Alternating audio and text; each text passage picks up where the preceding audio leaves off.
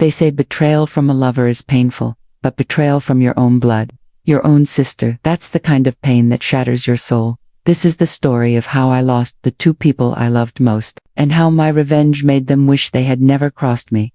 My name is Clara, and for most of my life, I believed I was lucky. I had what people around me envied, a beautiful relationship with my boyfriend, James, the man I thought I would marry, a close bond with my younger sister, Lily, who wasn't just family, she was my best friend, and a supportive family who believed in me, trusted me, and celebrated every small victory I achieved. James and I had been together for 4 years. He was charming, smart, the kind of man who made you feel like you were the only person in the room. He remembered anniversaries, surprised me with flowers, and always held my hand when we walked down the street. And Lily, she was 2 years younger than me, a sweet, bubbly soul who everyone adored. She used to borrow my clothes, steal my makeup, and call me in the middle of the night just to gossip. We had our arguments, like all sisters do, but in the end, we always found our way back to each other. From the outside, it was picture perfect, but behind that picture, shadows were growing. I was in my mid-20s, working as a marketing assistant, dreaming of starting my own agency one day. James supported me, always saying, "One day, Clara, you'll run the biggest firm in the city." He talked about our future, too, our dream house, our kids' names, our wedding. I believed him with all my heart. I even told Lily once, "When James proposes, you'll be my maid of honor. No one else could ever take that spot." She hugged me, smiling so innocently, and I had no idea what she was hiding behind that smile. The first cracks were subtle. James started working late.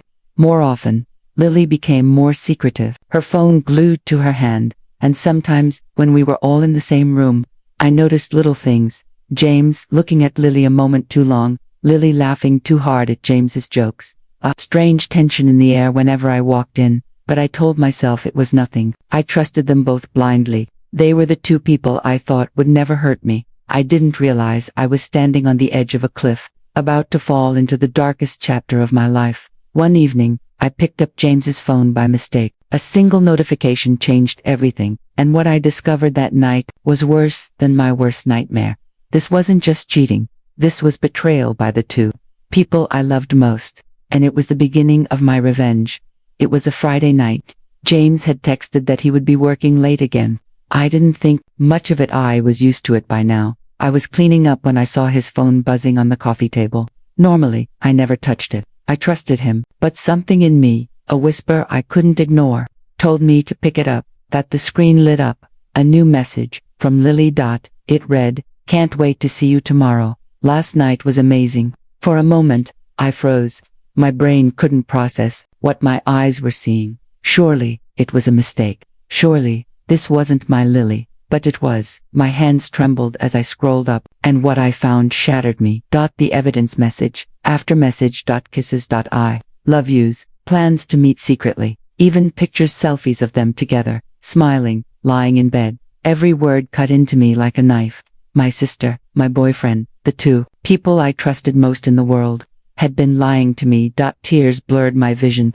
My chest tightened, my breath coming in shallow gasps. I felt like I was drowning. The next day, I went to Lily's apartment. She opened the door with her usual smile, but when she saw my face, red eyes, shaking hands, her smile faltered. I shoved the phone in her face. "Explain this."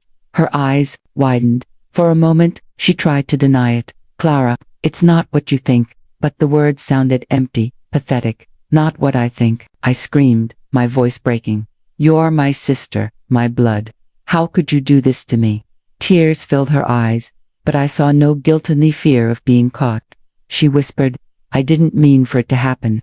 I laughed bitterly through my tears. "You didn't mean to sleep with my boyfriend, to lie to me every single day, to stab me in the back. Spare me, Lily." She reached for my hand, but I pulled away. That was the day I stopped seeing her as my sister. That evening, I waited for James to come home. He walked in, smiling, like nothing had happened. I held his phone up. "You left this here." The color drained from his face. He knew. I didn't scream. I didn't throw things. My voice was cold, steady, sharper than any blade. "How long?" he stammered, trying to find the right lie, but I cut him off. "Don't bother. I've seen everything. Silence hung between us, heavy and suffocating. Finally, he whispered, "Clara, I love you." It was a mistake, that word. I felt something inside me snap.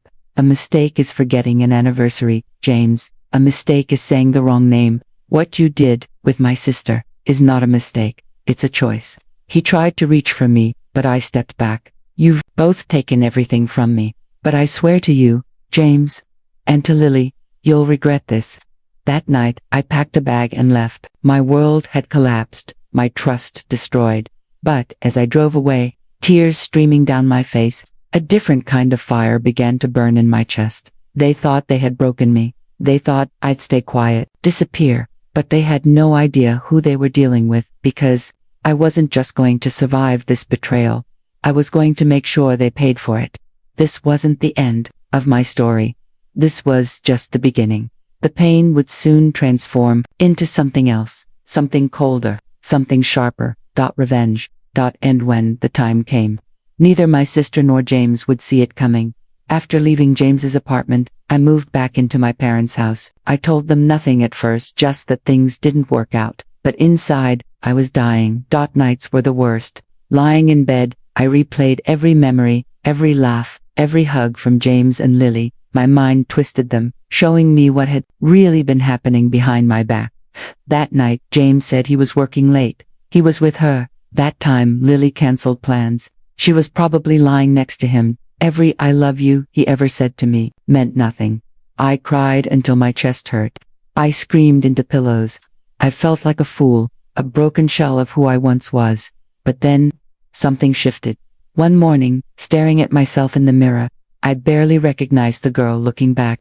Puffy eyes, messy hair, a hollow gaze, and I whispered to myself, enough. I couldn't stay broken forever. I couldn't let them win. If Lily and James thought they could destroy me and walk away happy, they were wrong. I wasn't going to beg for love. I wasn't going to forgive betrayal. I was going to make them pay. And my revenge, it wasn't going to be loud, messy, or obvious. It was going to be silent, precise, cruel. I started small. I kept tabs on them quietly, watching their moves through social media, mutual friends, and even old contacts from James's workplace. I gathered every piece of evidence, screenshots, texts, voicemails, not because I needed it for closure, but because I knew one day it might be useful. I started working on myself, studying harder, focusing on my career. If they thought they had taken my future away, I would build a future so big, they couldn't even touch it. For years, my revenge plan grew like a seed inside me. I didn't rush it. Revenge, after all, is best served cold. At family gatherings, I acted polite but distant. I never revealed their secret, not yet. Lily thought I had moved on. James assumed I was too broken to fight back. They had no idea I was silently sharpening my knives. Every fake smile I gave them was fuel for the storm I was preparing. Over the next few years, I rebuilt myself. I went back to school, pushed through law, and worked harder than I ever had in my life. My pain became my power. Every time I felt weak, I remembered their betrayal and it pushed me further. By the time I graduated as a lawyer, I wasn't the broken girl crying in her parents' house anymore. I was stronger, sharper, dangerous, and fate. Fate had a funny way of bringing the perfect opportunity. It happened years later. I had just started working at a prestigious law firm when a new case landed on my desk. A woman had been accused of financial fraud. The name on the file, Lily Matthews. My sister, the girl who stole my boyfriend, the girl who ruined my life, and now, she was in trouble. I smiled for the first time in years, not because I was happy, but because I knew the universe had delivered her right into my hands. She thought she'd buried the past. She thought I was gone, irrelevant. But when she walked into that courtroom and saw me standing there in my lawyer's suit, her face turned pale, because she knew this wasn't just a trial.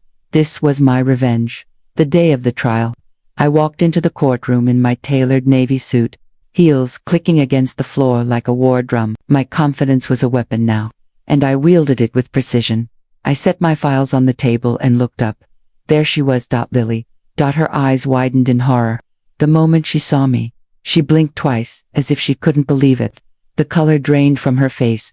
"Clara," she whispered, barely audible. I didn't answer. I didn't smile. I just looked at her with the same calmness of a storm that was about to destroy everything in its path. She knew She knew her sins had finally caught up with her. The case was simple enough on paper. Lily had been accused of embezzling money from her company, but the evidence was messy, and the jury could be swayed either way. That's where I came in. Officially, I wasn't her prosecutor. I was a defense attorney brought in because of my firm's contract. But in reality, I was the executioner. I had two choices: defend her, save her from prison, and walk away. Or do what I had been waiting years for, make sure she lost everything. Guess which one I chose? I didn't sabotage the case directly. That would have been too obvious. Instead, I played the long game, just like I had planned years ago. In private meetings, I pretended to care. I smiled, nodded, and let her believe I was on her side. But, in the courtroom, I framed my questions in ways that made her look guilty without ever breaking lawyer ethics. I highlighted her lies, her inconsistencies, her greed. Piece by piece, I built a version of Lily that the jury would despise. And the best part, she couldn't even accuse me, because to everyone else, I was her lawyer. One night after court, Lily cornered me in the hallway. Her voice shook. "Why are you doing this? You're supposed to help me." I leaned closer, my voice cold and quiet. "Did you help me, Lily, when you betrayed me with James? When you destroyed my life?" "No, you didn't help me then. So why would I save you now?" Her eyes filled with tears. "That was years ago." "Exactly." I cut her off. "Years ago, you lit a fire in me. And today, you get to burn in it." Weeks passed, and the trial came to its end. The jury filed back into the courtroom, and my heart pounded not with fear, but with anticipation. The foreman stood. "We find the defendant guilty." Lily gasped, her body collapsing into the chair. Her lawyer mask cracked, and for the first time, everyone saw her for who she really was. The judge's gavel came down. "Lily Matthews, you are hereby sentenced to 5 years in prison." The room erupted, but all I heard was the sound of justice. Thought my revenge was complete, but I wasn't done. Oh no, because James was still out there. I made sure he watched everything. I sent him the court transcripts, the articles, the sentencing papers. And then, one evening, I showed up at the bar where he was drinking alone. He looked older, beaten down, a shadow of the man I once loved. His eyes widened when he saw me. "Clara, please, don't tell me you had something to do with this." I smiled, sipping my drink slowly. "I didn't need to, James. Lily destroyed herself. I just guided her there." He looked at me with guilt, with regret. "I made a mistake." I leaned closer, whispering in his ear, "No, James, you made the biggest mistake of your life. And now you'll spend the rest of it watching the only woman you betrayed me for rot behind bars." I left him there, broken. Months passed. Lily was in prison, her reputation ruined. James drifted into obscurity, drinking away his regrets. And me, I thrived. My career soared. My confidence grew. I finally had peace, not because I forgot what they did, but because I made sure they never forgot either. Revenge didn't heal me. It didn't erase the scars, but it gave me closure. It reminded me that betrayal has consequences, that you can't destroy someone's trust and walk away unscathed. And for anyone listening to my story, remember this: sometimes karma doesn't need to find them. Sometimes you become karma.